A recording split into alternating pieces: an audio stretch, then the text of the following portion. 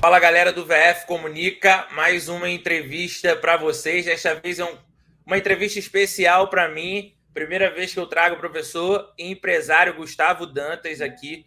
Para quem não conhece, ele é um dos professores mais bem-sucedidos nos Estados Unidos. Chegou lá quando o jiu-jitsu ainda estava engateando. Hoje comanda a AZBJJL, é uma das maiores federações do jiu-jitsu nos Estados Unidos, especialmente do Arizona. Impacta diretamente no crescimento do esporte. Ainda comanda Jiu-Jitsu Tribe, uma organização que ajuda diversos projetos sociais ao redor do mundo. Gustavo, a gente tem muita coisa para falar, mas primeiro, muito obrigado por ter aceitado o convite de estar aqui. Bom, lógico, obrigado você, Vitor. E vamos bater esse papo aí. Vamos lá. Gustavo, conta pra gente um pouquinho do teu início. Tu chegou nos Estados Unidos quando não se falava em ir para os Estados Unidos para viver de jiu-jitsu. Era uma coisa que poucos escolhiam, assim. Como é que foi? Cara, eu comecei a treinar em 89, né? Eu acho que acredito que quando eu já tinha mais de meus 16 anos, eu já meio que decidi, falei assim, cara, eu quero poder viver de jiu-jitsu. Eu não sabia como ia ser, não tinha nem a mínima ideia que ia morar no exterior, mas eu sabia que eu queria um dia ser professor, né? Nessa época eu só pensava naquela possibilidade de você ter uma academia de ginástica e ter um programa de Sim. jiu-jitsu, né? Essa era a realidade da época. E aconteceu que eu vim lutar um campeonato em 98, e aí conheci aqui 4 meses depois, no comecinho de janeiro de 99, eu vim para os Estados Unidos, fui para Las Vegas, fiquei lá perto de 2 anos, e estou aqui no Arizona desde outubro de 2000. Caramba. Qual foi a maior dificuldade que você encontrou nessa tua chegada aí? Tu já falava inglês fluente ou, Gustavo, tu foi aprendendo aí também, como a maioria das pessoas? Cara, fica aí a dica para a galera, né? A importância de você estar sempre adquirindo novas habilidades. E eu dei uma sorte muito grande, cara, porque quando tinha 16, 17 anos, curiosidade de querer aprender inglês, né? Às vezes você vê filme, música, querer entender. E eu conversei com a minha mãe, e na época ela era secretária, e sempre cheio de conhecimento com outras secretárias, e conseguiu uma bolsa de estudo para mim no Cultura Inglesa, no Rio de Janeiro. E eu tinha que manter minhas notas, e eu fiz esse Cultura Inglesa durante 7 anos, né? Até praticamente eu vi, eram 2 vezes por semana, né? Dá o que, as 3 horas por semana. Então eu não tinha uma prática, vamos dizer assim, né? Uma fluência, mas acho que eu consegui desenvolver pelo menos um vocabuláriozinho. Então quando eu vim, eu vi que, tipo assim, pô, dá para eu desenrolar, e aí foi pegando. Então, para mim, no inglês, eu dei sorte. Dei sorte de, no caso, sim, tem uma frase que eu sempre falo para a galera aí também manter em mente, né? Se você procura por uma grande oportunidade, aceite um grande desafio. E se você parar para pensar nas grandes oportunidades da sua vida, provavelmente foram de vários desafios, né? E na minha foi essa de, aceitar o desafio de treinar jiu-jitsu. É um desafio, né? Para qualquer um. E aceitei esse desafio de aprender uma nova língua, que não é fácil aprender. Você ser fluente em outra língua, cara, é difícil pra caramba. Então, pelo fato de eu ter aceitado esse desafio, no meio dos anos 90, no primeiro Mundial foi em 96, e eu estava treinando, e aí os gringos começaram a visitar o Brasil para querer lutar Mundial, e eu estava Sim. treinando para o Mundial de 97, lá na academia do meu mestre, Dedé Pederneiras, e aí tinha o Steve da Silva, que era um cara que treinava em Las Vegas, e, pô, ninguém na época ali falava inglês, e eu me arrisquei ali e comecei a trocar uma ideia, ou seja, no ano seguinte ele veio de novo, foi de novo pro Brasil, e ele falou, pô, o que você acha de lutar? A história é longa, mas só para dar uma simplificada, ou seja, ele foi minha conexão, mas a conexão por quê? Por causa do inglês, porque se não fosse inglês, essa oportunidade teria passado, e eu não poderia nem, né, me aproveitar assim da situação. E história longa, e por causa disso, por causa do desafio que eu aceitei do inglês, hoje, para dizer a verdade, eu estou aqui. Então, já de mão, já agradecendo a Seda College aí pela parceria com a Jiu-Jitsu Tribe, que que deu aí por quase 100 mil reais de bolsa de estudo para vários projetos sociais. Então, é um passo gigante para essa garotada. Né, você nunca sabe quando a oportunidade aparece, tem que dar para enrolar um inglês, você sabe falar, meu irmão, desenrola e vai. Então, já de mão aí, já agradecendo a Seda College. Irado. E Gustavo, já que você deixou, já falando da Jiu-Jitsu Tribe, como que esse trabalho tem impactado diretamente a vida de crianças ao redor do mundo, né? Porque não é só projetos sociais do Brasil que você ajuda, você direciona também investimentos para outros projetos sociais. Como é que começou o pontapé da Jiu-Jitsu Tribe? Foi alguma coisa que você notou que alguém precisava de ajuda? Ou é uma coisa que você se sente bem e quer retribuir também para o Jiu-Jitsu? Como é que foi essa tua relação de criar a Jiu-Jitsu Tribe? A gente começou esse trabalho em 2010. E quando eu era competidor, morei no Rio de Janeiro. E aquela correria que você sempre tem de estar, né, levantando dinheiro e correndo atrás de patrocínio, essas coisas. E eu sempre tinha na minha cabeça que um dia eu gostaria de poder ajudar, patrocinar atleta, essas coisas assim.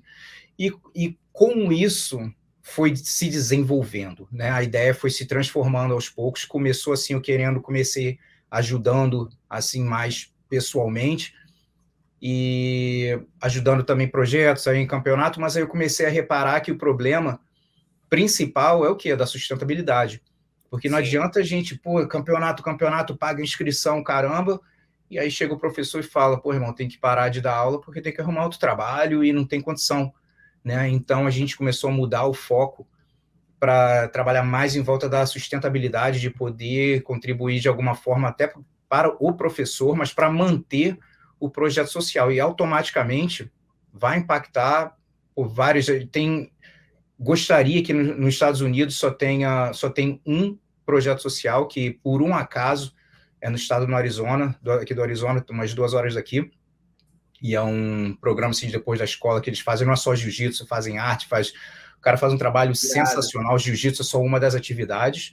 E tem uma organização chamada Guardian, que eles também ajudam e tem conexão com alguns programas no Peru, na Mongólia. Eles estão se espalhando aos pouquinhos e a gente, como não tem muita organização fazendo esse tipo de trabalho, a gente está sempre em contato. E acho que todo mundo que está assistindo aí, se você não treina, você conhece histórias de transformação por causa do jiu-jitsu, se você treina ou já treinou, sabe a transformação que fez com você ou com alguma pessoa de perto, fala, caramba, como essa pessoa mudou por causa do jiu-jitsu. E esse é o poder que o jiu-jitsu tem. Então, eu sempre gosto de fazer essa pergunta, né? Será que o mundo seria muito melhor se mais pessoas treinassem jiu-jitsu? E a resposta, com certeza, é sim. Só que nem todo mundo sabe até da existência de jiu-jitsu, não estou falando só Brasil, no geral, né? Ou condições de pagar. E aí é que vem o nosso trabalho de poder apoiar os projetos sociais que, meu irmão, os caras dão um coração ali e de graça. Né? Então, se a gente puder ajudar as organizações, pelo menos a sustentabilidade, para continuar oferecendo esse serviço na comunidade, quantas histórias vocês já ouviram aí de atletas profissionais do jiu-jitsu que vieram de projetos sociais, né? Que se não tivesse projeto social, com certeza poderia estar num caminho muito pior ou poderia até estar morto. Vários deles com relação ao tráfico, essas coisas, você sabe como é que é no Brasil. Então, esse trabalho é assim, de formiguinha, o que é interessante, cara, no Brasil é muito projeto social, né? E hoje em dia eu moro aqui há 24 anos, morei 24 anos no Brasil, e toda vez que eu viajo e conheço, vou nos projetos sociais, eu falo, cara, realmente eu não sei o que seria se não fossem as ONGs no Brasil, trabalhos sociais, porque muita gente esquecida, brother, completamente esquecida, e esse pessoal faz um trabalho sensacional, e eu acho que é o nosso dever no jiu-jitsu de poder devolver, de certa forma, né, um pouquinho para a arte e continuar apoiando projetos, e com certeza vai impactar e continua impactando muito mais vidas. Para quem quer saber mais sobre a Jiu-Jitsu Tribe, eu vou deixar o link aqui na descrição, só você olhar aqui embaixo agora, do canal do YouTube. A gente gravou já 2 documentários de 2 projetos sociais, um é no Morro do Santo Amaro e outro é em Rio Bonito. São 2 projetos sociais que se dedicam exclusivamente ao jiu-jitsu para impactar a vida das crianças, não somente no tatame, fora dele também, principalmente o projeto social Amigos do Ouro, que faz um trabalho de reforço escolar, alimentação, remédio para a comunidade. Então, o projeto acaba ajudando toda a comunidade ao redor. Então, está muito interessante. Vocês vão lá assistir. Não deixe de assistir, já se inscreve lá no canal para ajudar o trabalho da Jiu-Jitsu Tribe chegar mais longe. E, Gustavo, de todas essas viagens que você tem feito, de todos os cantos aqui do Brasil, qual foi a história que mais impactou, assim, de transformação que você viu, da pessoa que saiu ali da vulnerabilidade, está começando a construir uma vida melhor por causa do esporte, por causa do incentivo?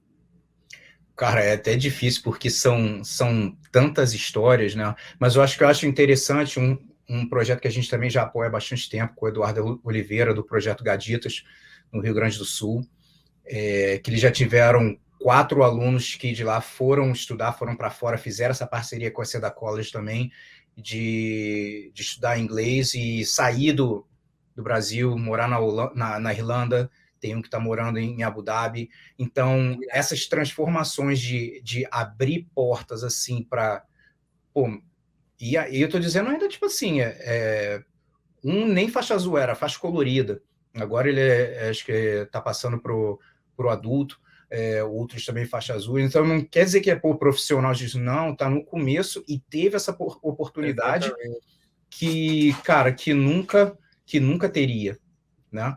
Então, eu acho que esses cenários assim de mudança, sem contar, né, a gente pode falar na parte de saúde mental, é um caminho. A gente está falando numa parte assim, mais de carreira, de sair, né, de poder Sim. sair né, de uma situação assim de vulnerabilidade, poder ajudar a própria família. Então, essas oportunidades que o Jiu-Jitsu tem de abrir portas e poder viajar, porque, cara, esse é muito interessante ver, só quando eles viajam para, às vezes, outra cidade, já abre a mente.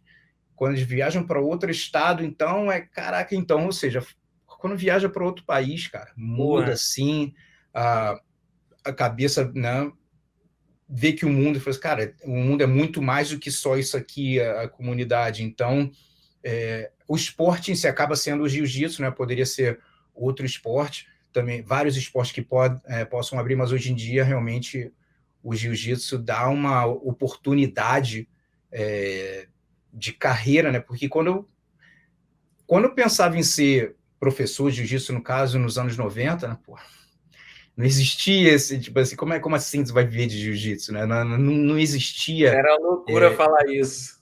Ainda mais nos anos 90 não tinha esse papo, né? Então, hoje em dia é muito mais possível, né? Do que as pessoas falam, pô, olha só, tem gente saindo do Brasil. Então, essas transformações, assim, de poder viajar, expor, abrir a cabeça, assim, e mesmo que às vezes, pô, dali viajou, nem compete no jiu-jitsu, mas, tipo assim, tocou a vida, arrumou um trabalho, hoje trabalha com outras coisas, mora no exterior, mas treina jiu-jitsu, mas não vive do jiu-jitsu. O jiu-jitsu abriu as portas para uma opção de carreira, né? Então, mas é difícil realmente achar um ponto, mas, cara, todos os projetos vão ter histórias, assim, maravilhosas e, principalmente, também nas batalhas internas, né? Principalmente da saúde mental. E irado você tocar nesse ponto, que eu acho que na pandemia e pós-pandemia essa questão de saúde mental foi muito debatida e teve um olhar de mais importância depois de tudo que o mundo todo viveu. E você é um cara que se dedicou muito tempo a estudar a parte mental, principalmente você, né? Você aplicou muito conhecimento em você. O quão importante é cuidar da saúde mental, não só falando de jiu-jitsu, mas para a vida em si, Gustavo. Como é que uma pessoa pode começar a alimentar uma mente de uma forma melhor? Como que ela pode buscar conhecimento mais sobre isso? Cara, como eu falando dos anos 90, não se... Até do saúde mental é um papo relativamente novo, vamos ser honestos, né? Mas hoje em dia, a facilidade que você tem na internet de vídeos com pessoas compartilhando excelente conteúdo assim, positivo, vários cursinhos simples, né? Audiobook ou livros disponíveis. Então, tem muita coisa gratuita. Então, eu acho que a parte financeira realmente não é uma desculpa, né? Porque tem muito conteúdo que pode abrir as portas. No meu caso, realmente foi a leitura, cara. Quem dera eu pudesse ter me envolvido com isso mais cedo, mas realmente nunca não fui exposto. Mas eu acredito que lendo livros de desenvolvimento pessoal, né, com certeza é um meio de abrir, procurar vários canais que tem no YouTube que compartilham informações assim de desenvolvimento, né? É sempre bom, lógico, da gente assistir um conteúdo assim de entretenimento, uma zoação, pá, mas tem que dar uma equilibrada com, né, com conteúdo de crescimento. E aí é o quanto cada um quer se autoconhecer. Eu comecei com livro, aí fazendo curso, daqui a pouco me envolvi mais com terapias, retiros, então foi aquela busca assim de... Com certeza o jiu-jitsu me ajudou isso, né? Foi a parte até de competição que Sim. me motivou mais a entender um pouco mais de ansiedade em competição. E aí foi abrindo a minha mente para outras coisas que eu não sabia, então depende o quanto a pessoa quer realmente crescer. E eu sempre falo também, cara, se você fala, não tenho tempo para ler, cara, se você fizer um compromisso de ler 10 páginas de um livro por dia, não é nem um capítulo, 10 páginas. No final do ano, 3.650 páginas, dependendo do livro, de 15 a 20 livros por ano. Imagina se você lê 15 livros por ano de autoconhecimento, liderança, não tem como não te impactar de uma forma positiva. Então, é ter aquela disciplina de, cara, 10 páginas por dia, né? E tá de bobeira, tá no metrô, tá no carro, escuta um podcast positivo, né? Tem entrevistas, de novo, está começando a chegar um pouco mais no Brasil a ideia de aqui nos Estados Unidos já tem bastante, né, de audiobook, né, do livro Sim. narrado também, que para mim funciona melhor do que ler. Então, algumas pessoas preferem ler, eu prefiro escutar. Então, eu acho que o melhor é realmente procurar, vai online, tem várias coisas no meu canal do YouTube. Eu não sou tão ativo como era antes, mas ainda tenho muito vídeo compartilhando, coisas relacionadas ao jiu-jitsu ou não, né? O GG Mental Coach.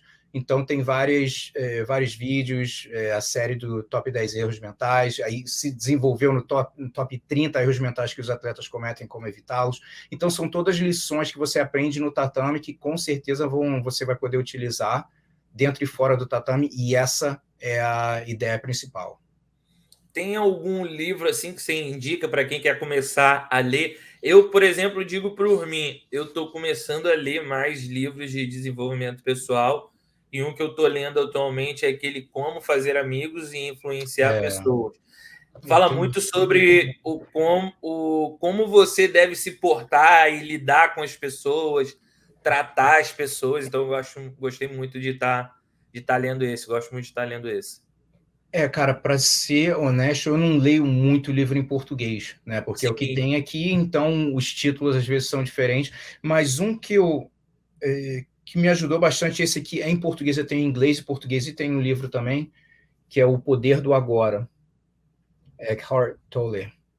E é super importante porque ele fala, né, como muitas das vezes a gente tá sempre assim meio que ansioso, pensando o que vai acontecer no futuro, ou a gente está meio depressivo ou triste com algo que aconteceu no passado e a gente não estando presente, o que é ainda mais atualmente, com tantas distrações, telefone tem tudo, né? O telefone é tudo. E ali na tua mão, então é muito fácil de ficar distraído e não ficar presente no agora. e principalmente o pessoal que compete, é muito importante também. Você tá antes da competição, aquela ansiedade, pensando, caraca, o que vai acontecer? Quem vai estar lá? E se eu não ganhar? Esquece do momento, né? De estar ali curtindo o momento do campeonato. Então, lógico que isso é para a vida, de você estar sempre... minha cabeça está sempre girando, então eu tenho que sempre estar pensando nisso, de estar mais presente, ficar me policiando. Quando eu acordo, uma das coisas que eu fui aprendendo, assim, com coisas de coaching, sugestões, uma é, tipo assim, eu não ligo o telefone. Não, o telefone está no meu caso, está em modo avião, mas eu digo assim, porque às vezes você acorda, pum, irmão, já vem mensagem, e vai embora, e Instagram, e pá, pá, pá, pá, pá. Então eu já tenho que ter a minha rotinazinha de levantar, não checar nada. Aí eu venho aqui para o meu escritório, aí deito no chão aqui, faço uma série de alongamentos e escuto um livro. Então vai ser uns 20, 25 minutos. E aí tomo café, faço uma sessãozinha mesma coisa, de meditação. Depois que eu termino, aí sim, ligo o telefone. Porque se você não tiver a sua agenda, você vai acordar e vai tomar conta da agenda dos outros, porque você vai abrir o telefone, né, com problema, né? Eu pedindo coisa para você, pô, e aí, Vitão? Pô, aí, quebra essa para mim? Pô, não sei o quê, e faz aqui, não sei o quê, e você... Missão logo cedo. Então, meu irmão, toma conta das suas prioridades, arruma o teu dia, e fala assim, bom, beleza, agora eu vou abrir. Então, isso me ajuda muito, cara, ficar assim, com o passar dos anos, eu tive que aprender várias, de novo, com toda essa distração que tem dos eletrônicos, eu tive que criar várias coisinhas assim para me ajudar a estar mais presente. Senão, meu irmão, o dia não fica tão produtivo, para dizer a verdade, na minha opinião. Mas é um livro bom, O Poder do Agora. Eu acho que tem, se você for no YouTube, mesma coisa, Gustavo, não tem dinheiro para comprar, vai no YouTube, bota esse título aqui, que eu tenho quase certeza que tem a narração dele em português. Irado demais. E agora já mudando um pouco o cenário, falando mais sobre negócios, business, como é que tá a GD Association hoje? Tem alguém, pessoas de confiança gerindo? Você ainda dá aula ainda? Eu lembro que em 2016, se eu não me engano, a Flowgrap até fez uma matéria sobre você, falando que você estava ficando ausente de dar aula e ia gerir outra parte da academia. O quão importante é saber qual momento fazer boas escolhas, Gustavo? E já falando de modo geral da GD Jiu-Jitsu também. Cara, isso é uma coisa muito única, né? É de cada um. Eu comecei a dar aula, o meu programa sozinho, em 1995, isso no Brasil ainda. E eu sempre fui envolvido com competição, no caso, eu sempre quis ser professor, de ter uma equipe legal. E quando eu mudei para os Estados Unidos, também começando do zero, eu tinha como objetivo de criar campeão mundial da IBJJF, de poder criar na faixa preta. Então, eu consegui fazer na faixa azul, na faixa roxa, marrom e na preta. A gente bateu na trave em 2016 e eu senti que eu estava fechando um ciclo na minha vida. Falei, no ano que vem, vamos. Falei assim, pô, eu não queria mais. Eu não queria mais, porque quando você realmente está se dedicando nessa parte de coach, cara, eu não tenho um professor aqui me falando, Gustavo, olha essa posição, Gustavo, eu tenho que estudar para testar as coisas e passar para os meus alunos. Então, e eu já não estava ali no meu coração mesmo, de tipo assim, eu não quero mais estar estudando. Eu estudo jiu-jitsu? Estudo. Mas não como era antigamente, que eu era muito mais bitolado e obcecado com a parada. Porque se eu quero que meus alunos tenham resultado, mesmo eu estou engajado, eu tenho que estar por dentro do que está acontecendo, eu tenho que estar estudando. E hoje em dia, então, cara, tem quantas companhias excelentes aí com professores ensinando online, várias plataformas top que você, se você é professor e você realmente quer focar nessa parte, você tem que estar estudando. Ou se for não tem dinheiro, beleza, vai no YouTube. Hoje a facilidade para você estudar é muito maior. Então eu senti que eu fechei ali um capítulo na minha vida que eu não queria mais focar em competição, eu digo assim, alto nível. Eu acredito muito em competição. Eu dou duas aulas por semana. A gente tem uma equipe legal que cobre todas as aulas aqui. Então eu vou e às vezes eu faço a aula como aluno, né? Então tem alunos que estudam mais do que eu estudo hoje em dia. Então vou aprendendo aqui, vou ajudando o que eu posso e o pessoal sempre vai tá competindo. porque eu acredito em competição. Eu acho que para todo mundo que está assistindo, e de repente você que está assistindo e nunca competiu, você tem que pensar o negócio seguinte: você não precisa competir em jiu-jitsu para ter os benefícios, né? O que eu gosto de falar é que o jiu-jitsu realmente é uma ferramenta de desenvolvimento pessoal. A diferença da competição é que, se você quiser amplificar o poder dessa ferramenta, com certeza a competição é um excelente caminho, porque tudo que você está passando ali, você está treinando, o cara está nas tuas costas, é horrível, beleza. Mas no campeonato, aquilo é amplificado, parece que é muito pior. Fala, caraca, meu irmão, o cara está nas minhas costas, o cara não está, né? Tudo, então você aprender a lidar ali com as emoções, né? Tudo é amplificado. Então, eu acredito em competição, então eu inspiro hoje em dia muito mais as pessoas a competir mais pelo lado do desenvolvimento pessoal. E tem a galera que está querendo levar um pouquinho mais a sério, a gente tem os nossos professores que fazem o melhor que eles podem também, mas realmente não é realmente o meu foco hoje em dia. Então, eu vou e tem o pessoal que toca a academia, mas eu não sou tão envolvido como já fui no passado. Sim. E você também é o presidente da AZBJJL. Como é que está esse progresso da federação no Arizona, sendo a maior força hoje no Arizona é a sua federação, ajudando a desenvolver o esporte? Como é que está essa crescente? Faz um resumo também de como começou, que, para quem não sabe, Gustavo faz eventos já há muito tempo, acho que é desde 94, né, Gustavo, que você faz? Não, 98.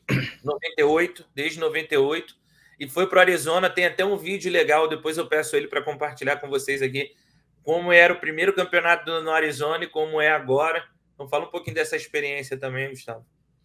Isso daí seria um vídeo que eu já estou arrastando já meu pé para fazer há bastante tempo, mas seria legal de mostrar, porque o pessoal viu hoje em dia o campeonato grande, acha que foi sempre assim, né? E eu acredito que a nossa organização é uma das mais consistentes dos Estados Unidos, para dizer no mundo, porque eu cheguei aqui no Arizona em 2000, cara, tem uma frase que eu aprendi que é muito interessante, que é: deixe as suas irritações te inspirarem, né? Tá puto com alguma coisa, não gosta, faz melhor, bro. Se tá tão ruim assim, não tá satisfeito, faz melhor. E foi essa mentalidade que eu tive que usar aqui. Quando eu cheguei aqui, só tinha um cara que fazia os campeonato horrível, falta de respeito com os atletas, com os professores, horrível. Aí deu 2 meses, o cara fez de novo. Fui lá, a mesma coisa, horrível. Eu falei, bom, não vai mudar, né? Já deu para ver que o cara tá cagando pra parada. E eu sempre gostei de organizar essas coisas também, de evento. Aí eu comecei. E aí o primeiro foi em janeiro de 2001. E aí a gente fez dentro da academia, bateu 40 pessoas. E para você ver, eu cheguei aqui no Arizona em 2000, deve ter no estado deve ter umas 7 academias, 7, 8, no máximo. E aí comecei a fazer, demorou 4 anos para a gente passar de 100 atletas. Ou seja, não tinha nem gente suficiente para a gente alugar um ginásio, alguma coisa assim. Só em 2005 que a gente bateu 115 atletas, né? Hoje em dia, 100 atletas assim, mas mais de 4 anos para bater 100 atletas, né? E aí a gente fez o primeiro campeonato estadual fora, né? Alugou uma igreja, tem um ginásio numa igreja, e, o negócio, cara, foi muito feio. Tipo assim, 3 tatames diferentes, um tatame de wrestling, outro de quebra-cabeça, outro tatame mesmo, tipo assim, a parada muito feia. Mas é o que a gente tinha na época. E aí foi sempre investindo, né? E aí foi chegando aos pouquinhos, bateu 200 competidores, 300. Então, aos pouquinhos foi chegando. Hoje em dia, o máximo que a gente bateu foi 1.400 atletas para um evento, que é o nosso campeonato estadual. E a gente teve agora um em junho, que foi 1.400, a gente bateu depois da pandemia, que a gente ficou 1 ano e meio parado. E esse agora a gente bateu 1.250 atletas com 12 áreas oficiais, estrutura top, e sempre cuidando bem dos staffs, dos árbitros. Então, o pessoal aqui local, sabe, valoriza legal, sabe que o esforço que a maioria das academias apoiam. Nem todo mundo vai gostar, não tem como agradar a todos, mas a gente tem um apoio de 99% das academias aqui, porque ele sempre vê o interesse de estar melhorando o esporte. Então, a gente já teve campeonatos com categorias profissionais no passado, aí botei, tirei, a gente está voltando a fazer agora. A gente teve uma final de um absoluto, que foi Leandro Lô e Tanquinho. Então, não é qualquer campeonato que pode falar isso, tá ligado? Então, já teve o Robinho Moura, meu irmão, já competiu aqui, o Cron Grace, o Caio Terra, Bruno Baixo, JT. Então, já teve muita gente top que já competiu aqui, e agora a gente voltou a fazer a nossa categoria profissional, e poderia até pegar o cinturão aí a mostrar, acabei esquecendo. E a gente está fazendo com um breakdown também, né, de tipo assim, de 3x1, de 2 a 4 atletas, 5 a 8 e acima de 8. E aí em junho a gente teve o nosso primeiro, deu 7 pessoas, o Marcinho André foi campeão no absoluto, e teve 7 pessoas na chave. E no feminino, ninguém se inscreveu. Aí agora a gente teve campeonato estadual sem kimono, mesma coisa, deu 7 pessoas no absoluto, o Austin Baker foi campeão, e, de novo, nenhuma menina se inscreveu. Aí agora a gente vai ter em outubro, vai ter o Southwest, que é um campeonato que a gente já fez, a gente fazia sempre um absoluto leve e pesado, foi até o ano que no leve o JT ganhou, no pesado o Bruno Bastos ganhou. E a gente vai fazer um leve pesado, nesse a gente vai tirar o feminino porque não está tendo apoio. Então, para uma organização que é relativamente pequena, né, a gente bota 750 e 250, primeiro ou segundo, se tiver de 5 a 8, $1.500 e mais 500, e se tiver de 9 para cima, $2.250 e 750. Então, para uma organização relativamente pequena, que eu digo assim, regional, né? A gente não viaja para outros estados, faz tudo concentrado aqui. Eu acho que é uma premiação boa. Exatamente. E muita gente sempre a galera reclama, né? Não tem oportunidade para o feminino. O feminino deveria receber mais. Mas quando tem um evento que paga bem, as meninas não aparecem. É assim nos Estados Unidos. E não é a primeira vez que é isso já assim aconteceu no Brasil também. E agora a gente vai ter o GP absoluto, GP peso pesado do BJJ Stars, valendo 100 mil para 8 mulheres, né? Então é uma coisa inovadora, mas o FIPA vai ver se vai ter retorno sobre esse investimento, principalmente na questão da promoção, né? Da galera trazer mais mídia ali, as mulheres agora que vão ser as estrelas principais. Então, para quem faz evento, existe o investimento e o retorno sobre o investimento. Se está investindo e não tem retorno, não vão querer investir mais. E muito legal da sua federação assim fazer um cinturão, né? Você estava conversando comigo que é o mesmo cinturão que até alguns eventos de MMA também, né? Então, uma coisa que você gosta de investir em todos os detalhes, né, Gustavo? Com certeza, né, cara?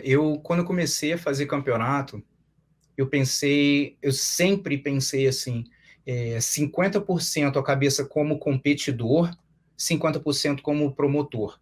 Porque eu tenho que pensar, se eu fosse atleta, se eu estivesse competindo ali, cara, o que eu gostaria? Né? E lógico, eu tenho que pensar no lado, né, de promotor também, então ter esse equilíbrio. E coisas assim, cara, por exemplo, coisas que eu pensei, uma das principais que ninguém pensa, eu sempre pensei, é o quê? Primeiro, banheiro limpo. Já para começar, irmão, não tem como você chega em banheiro que é tipo assim, tu não toca nada, tu dá descarga com o pé, tu não quer tocar nada, tudo mijado. Então, tipo assim, eu pago extra para ter certeza. Não, o pessoal vem limpar. Não. O fluxo é muito grande, tem que estar sendo limpo, e, se não tiver, eu fico revoltado. Então, tipo assim, esse tipo de atenção que, às vezes, certos promotores não ligam muito. Alguns deles que, às vezes, já foram competidores, outros que nunca foram e não vão saber o que é isso. Você chegar e falar, meu irmão, olha isso aqui. Né? É a mesma coisa, cronograma, ter certeza que você vai chegar, você vai lutar ali no horário, você vai ter um árbitro qualificado, você vai ter uma medalha legal. né? A gente usa as medalhas da Metal Vest, que é, que eu saiba, é melhor, é uma referência de medalhas no Brasil, fazem medalhas Sim, para vários eventos top, não só de jiu-jitsu, mas de outros esportes. Então, qualidade para os atletas, mas o principal, Vitor, é que eu faço, assim, muita gente não sabe, que eu não, também acabo não falando muito a respeito, essa parte do staff, de compensar exato. a galera bem. Porque, meu irmão, se o staff está feliz, ele vai servir feliz. Se o staff não está sendo, porra, bem tratado, o cara está ali, fala, pô, meu irmão, tu finge que paga, eu finge que trabalho, e aí fica aquele lenga-lenga, que se dane, né? Então, de cuidar bem. Então, aqui a gente tenta fazer o melhor. Irmão, tolerância zero para falta de respeito com o staff. Nego dando ataquezinho e querer, né? Pode ser pai, já tive pai suspenso, professor suspenso, assim, não entra aqui em 6 meses, não entra aqui em um ano. Assim, não tem, meu irmão, não tem espaço para falta de respeito nisso. Às vezes o nego deixa os caras se criarem e fala o que quiser e fica bagunça e acha que pode sempre estar desrespeitando o outro. Então, assim, não, meu irmão, aqui não. Então, pô, não gosto, não vem. Por favor, não vem, porque vai trazer esse tipo de vibe, é melhor nem estar aqui. Então, a gente sempre faz um trabalho, assim, de o pessoal, de tratar o staff bem, para ele tratar o competidor bem, e automaticamente, né, o atleta e o professor tratar o staff bem de volta e ter uma vibe legal. Então, isso, então, a nossa prioridade aqui também com os professores, com os árbitros, né, de sempre estar cuidando dos árbitros bem. Então, é um trabalho a longo prazo que, né, um dia tinha 40 pessoas, hoje em dia a gente bate 1.400, né? Chegou a bater 1.400 e com certeza um dia vai bater 2.000, um dia vai bater mais, e não tenho pressa com isso, né? Você vê hoje em dia a IBJJF, pô, os caras vão ter 10.000 atletas. Irmão, quando começou lá atrás, de 94, pô, eu não vê também o pão cheio, às vezes as pessoas, tudo bem, eu entendo, cada um tem sua crítica, mas você for ver o primeiro Pan-Americano que fizeram, eles vieram em 95, depois fizeram em 96, no ginásio lá na Califórnia, fizeram um campeonato para 200 pessoas, né? Quando o cara tá batendo 3.000, 4.000, pô, o cara fazendo um monte de dinheiro. E quando o cara tá com 200 atletas, ninguém fala nada, né? Então, Sim. deixar aqui meus parabéns para CBJJ e BJJF. É perfeito? Nenhuma organização é perfeita, né? Mas pode ter certeza que o trabalho deles, se não fosse o trabalho da IBJJF, eu acho que o jiu-jitsu estaria num caminho muito diferente. Irado demais. E Gustavo, falando mais um pouquinho da Jiu-Jitsu Tribe, quem hoje é empresário e não sabe aonde fazer um investimento ou doar, tem vontade de ajudar projetos sociais, mas é uma pessoa mais reservada, outras que já ajudam diversas pessoas e querem ajudar ainda mais. Como é que entra em contato? Quais são os projetos hoje que você apoia? Eu sei que são muitos, mas se você puder citar alguns e os estados também, para a gente conhecer mais. Cara, a nossa organização é dividida em 3 partes, né? Ela é interligada em 3 partes. A primeira é voltada à saúde mental. Isso, no caso, aqui nos Estados Unidos, aqui no estado do Arizona. A gente fez uma parceria, comecei usando a minha academia como piloto. A gente começou a fazer uma parceria com uma clínica comportamental que cuida de crianças com distúrbio de ansiedade, depressão, que já tem um acompanhamento e a gente adiciona o jiu-jitsu em cima desse tratamento. Então, pelo fato de eu ser responsável pela Arizona BJJ League, a gente contacta academias que são perto da onde a criança mora, né, ver se eles têm vontade de apoiar. Então, a gente pede 6 meses de patrocínio e dá um kimono também, né? Até emprestar, porque se a criança, de repente, pô, não gostou, não quer mais fazer, pega de volta e dá para uma outra pessoa. Então, uma criança, né? Então, é um programa que está se espalhando aos pouquinhos e é uma negociaria muito legal, e isso pode ser em qualquer parte do mundo, né? Aqui nos Estados Unidos tudo tem uma preocupação muito grande com o processo de tudo, então, às vezes as pessoas, as clínicas não sabem o que é jiu-jitsu, falam, não, é luta, vai se machucar, e não sei o que, aquelas coisas assim, mas aos pouquinhos o jiu-jitsu vai crescendo e ganhando mais espaço. Então, é uma ferramenta gigante para a saúde mental, como a gente já sabe. A segunda parte é voltada para sustentabilidade.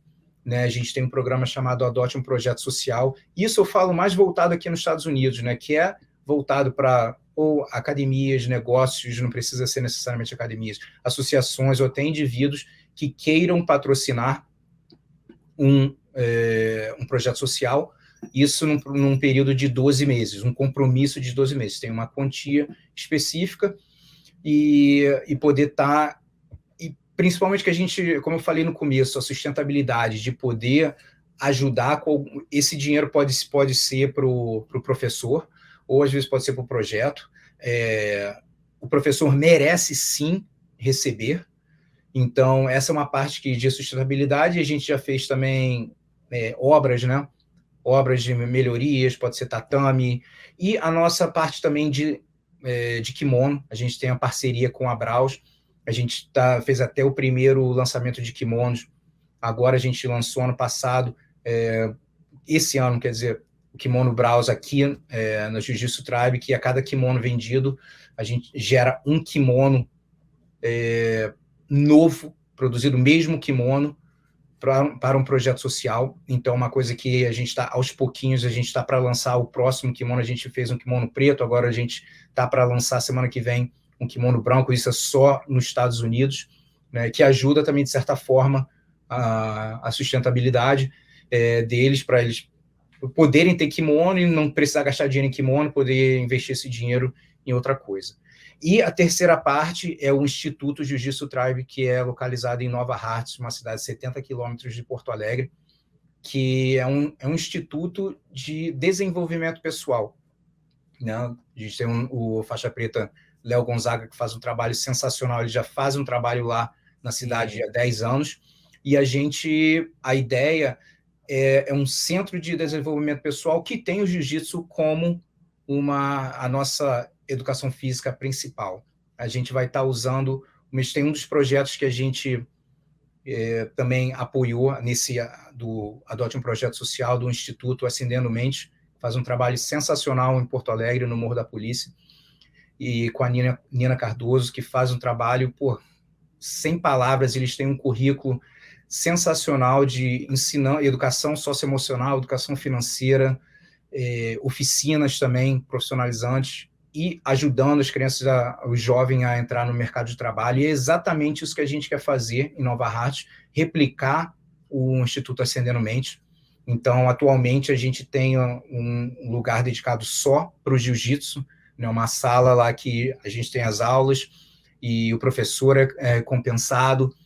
E agora, em novembro, a gente vai estar assumindo uma casa, que a gente vai começar uma construção para botar o tatame nos fundos, né, construir o dojo no quintal, e as salas para ter todas as aulas desse currículo. Então, são 3 vertentes diferentes. Não, agora, você tinha perguntado como pode ajudar. Uma das coisas, tipo assim, a maioria, a gente está aos pouquinhos chegando no Brasil, né? A gente é mais assim, as doações, tudo que a gente recebe aqui nos Estados Unidos. Mas agora que a gente está botando tudo regulamentado no Brasil, a gente está agora no final, no estágio final, assim, de poder a gente estar aplicando para outras verbas, para estar ajudando ainda mais como cobrir a mesma coisa. A gente vai ter voluntários, mas professores que possam estar trabalhando com a gente, que possam ser recompensados, sim, né? E poder ajudar a molecada, que eles possam viajar, a gente poder ter um dinheiro para poder ajudar a dar essa experiência deles de viajar, que é sensacional, né? Então, quem tiver no Brasil e tiver algum desejo, acho que é melhor até me mandar mensagem direto no Instagram, né? Gustavo Dantas BJJ, se quiser mais se envolver, porque ainda a gente não está divulgando tanto. Espero que daqui a um mês ou 2 a gente bote mais, mas aí você pode botar também, divulgar o Instagram do Instituto, o meu, e pode ter certeza que vocês vão escutar ainda mais dessa organização. A nossa organização, praticamente, sendo uma organização, tipo assim, mãe e pai, né, dos projetos sociais que oferecem jiu-jitsu. Então, tem alguns lugares que eu sou mais conectado, né, pelo Rio de Janeiro, de ter mais projetos, de estar por lá, na Bahia, no Rio Grande do Sul, e outros se espalhando pelo país também. A gente quer, aos pouquinhos, eu vou, às vezes, se você que é de projeto social, tá vendo isso, às vezes a pessoa me pergunta, pô, como é que eu faço? Eu falei, cara, eu vou seguir o teu Instagram e a gente começa a acompanhar, começa a ver como é que faz o trabalho, né? A gente tem muita coisa para fazer ainda pelo Brasil, mas a gente, por enquanto, está organizando a nossa casa primeiro, para poder ajudar os outros também, os outros projetos. A gente está fazendo paralelo, a gente trabalhando no Instituto e ajudando outros projetos também. Então, a gente recentemente fez 150 kimonos novos, personalizados, para o Instituto Acendendo Mente, o Instituto Jiu-Jitsu Tribe e para o projeto Amigos de Ouro de Rio Bonito. E é legal isso porque todo mundo pensa, e é normal, cara, você vai no projeto, os kimonos são doados. No geral, você vai ver 90%, 95%, né? São kimonos doados, às vezes kimono todo ferrado. Mas por que eles não podem experimentar um kimono novo, zerado, de boa qualidade? Então a gente queria dar o kimono, fazer um kimono maneiro, mas não um kimono, levinho, dá porque é de projeto social, não. Por que ele não pode usar um kimono como todo mundo usa, né? Então, e esses kimonos são caros, como vocês sabem, no Brasil. Então, é legal de ter essa experiência aí. O VF também, tenho só a agradecer a parceria de estar cobrindo os projetos sociais também. E vocês vão ver aí a visita já tem a visita do Projeto Amigos de Ouro, mas tem mais novidade vindo aí com relação também a esses kimonos. E espero que mais empresas se interessem em fazer parceria com a gente, poder trabalhar de alguma forma. Ajudando ou não, a gente vai continuar fazendo, né? A gente não tem como levantar um dinheiro. Estou indo para a Califórnia esse final de semana, fazer um seminário, então faço seminários para levantar fundos para a organização também. E a gente vai fazendo acontecer. Então, quem quiser vir para somar, é só falar que a gente faça parceria aí. Irado demais. Gustavo, te agradeço muito ter aceitado o convite e vir aqui falar. Para quem não sabe, eu e o Gustavo temos uma relação de muito tempo. Ele me conheceu muito novo, logo quando eu saí da faculdade. Me deu algumas oportunidades. Então, um dia vocês vão saber mais sobre isso, mas eu quero expressar minha gratidão por tudo que ele me ensinou e faz por mim. Ele é um grande exemplo para mim na constância, no trabalho, no desenvolvimento. Ele foi uma das primeiras pessoas que eu tive contato que estavam um passo muito à frente de mim. Então, eu vi que tinha que estudar mais, tinha que se desenvolver. Então, hoje eu priorizo muito outras habilidades. Foi por conta do exemplo do Gustavo. Estou muito feliz de ter trago ele aqui no VF, porque ele também foi uma pessoa muito próxima que ele viu o VF Comunica antes de ser VF Comunica. Então, eu admiro muito quem viu todo o nosso trabalho lá atrás. É um prazer estar aqui conversando com você, Gustavo. Obrigado e tamo junto. Lógico, e pô, é muito maneiro de ver, porque às vezes as pessoas veem os vídeos, né, do VF e falam, caralho, vídeo top, não sei o que, pô, manda bem. Eu falei, cara, um dia ele não sabia nada, irmão. Sabe? Verdade. O cara não caiu do céu, não é? Eu sempre falo, não é o Matrix, vem aqui e pum, sabe? Agora você sabe tal, tem que botar o tempo, fez curso, investiu, né? E erros, acertos, e conseguiu desenvolver e continua melhorando, porque ainda mais nessa parte, cara, digital, parece que cada semana hora tem algo novo, né? Então, cada hora alguém inventa uma tendência nova.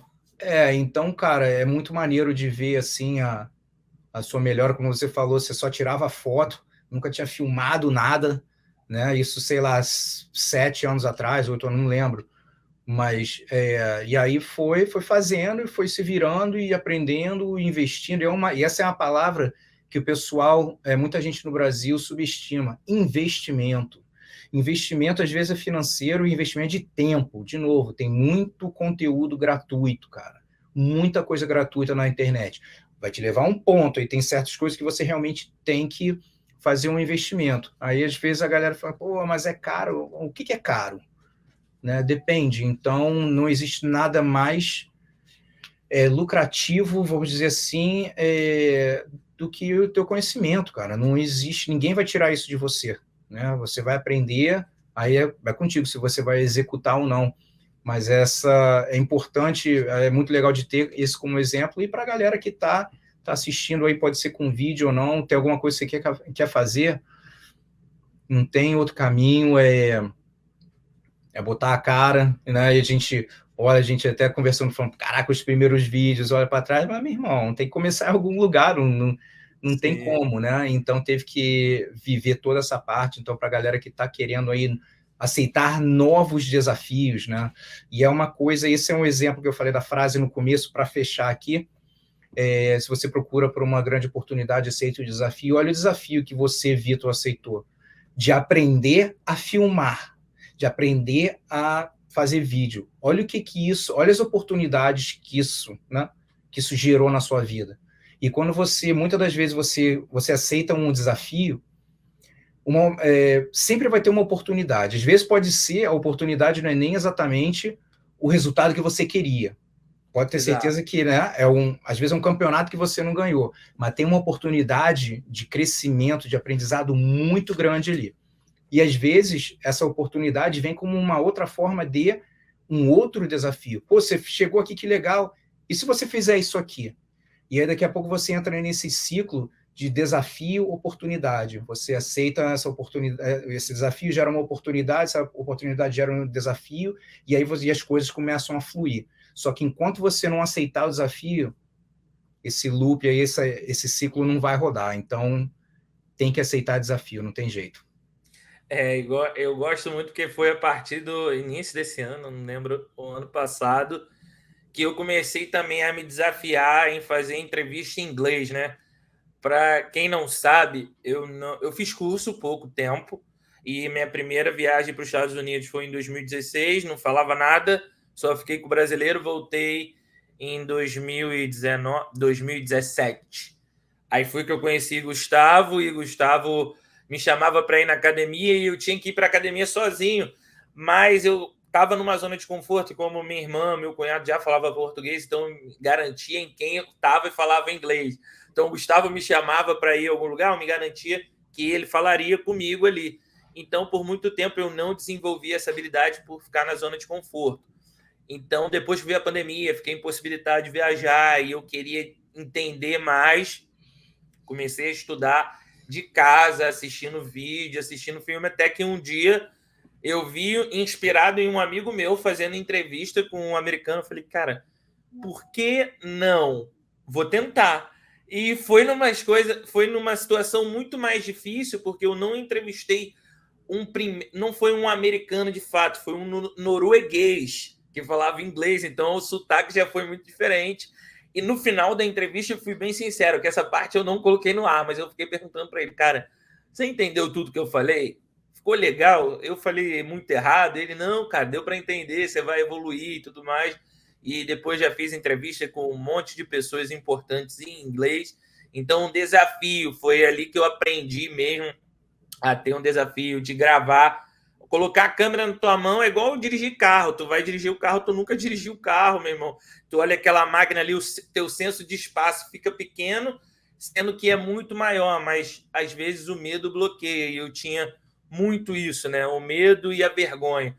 Hoje já não tem muito mais vergonha, não, porque a vergonha, a timidez, ela te impede de crescer em algumas áreas. Então não tenha vergonha e nem seja tímido. Igual aprender inglês. Se você se esforça, as pessoas, no mundo todo, as pessoas apoiam quem se esforça. Mesmo que você erre, você vai ser recompensado pelo seu esforço. Então se esforça para aprender, porque às vezes eu vejo uma galera muito boa de jiu-jitsu, mas não desenvolve outras habilidades. Aí vai, ganha um mundial, e hoje você pode ser a favor ou contra da Flow Grappling, a maior mídia do jiu-jitsu. Então, se você vai dar entrevista para a Flow Grappling, fale inglês, porque hoje os profissionais da Flow Grappling já estão aprendendo português e a galera que luta ainda não está aprendendo inglês. Então, vamos aprender inglês aí para melhorar. Vou deixar um link aqui para você aprender inglês com a Seda College, com desconto. Vai aprender inglês com um professor nativo e pode ter a oportunidade de fazer um intercâmbio, então não deixa de investir. Investir em conhecimento é a melhor coisa que você pode fazer. E só mais uma coisa para fechar, que eu normalmente esqueço de mencionar, vou estar mencionando um pouquinho mais.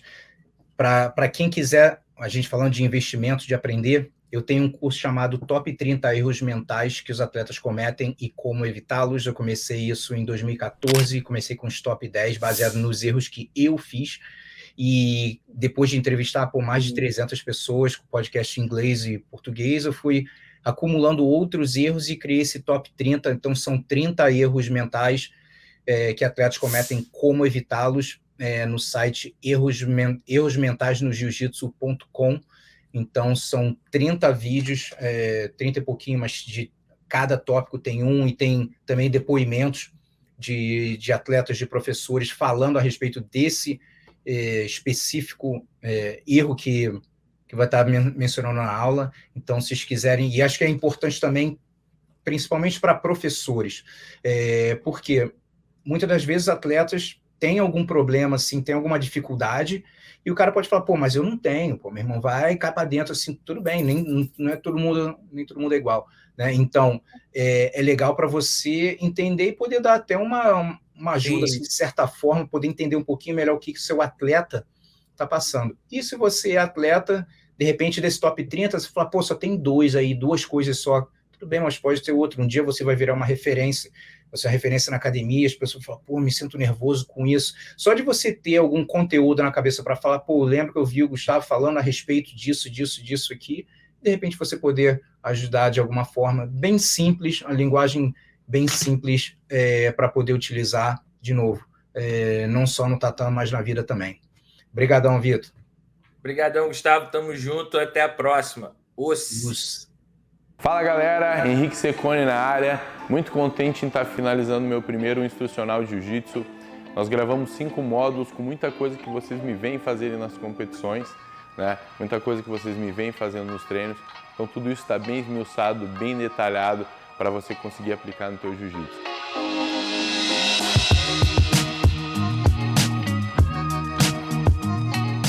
Fico muito contente em estar sendo o primeiro atleta a gravar com a BJJ Protect, uma plataforma que vai ganhar muito espaço no mercado do Jiu-Jitsu digital, valeu?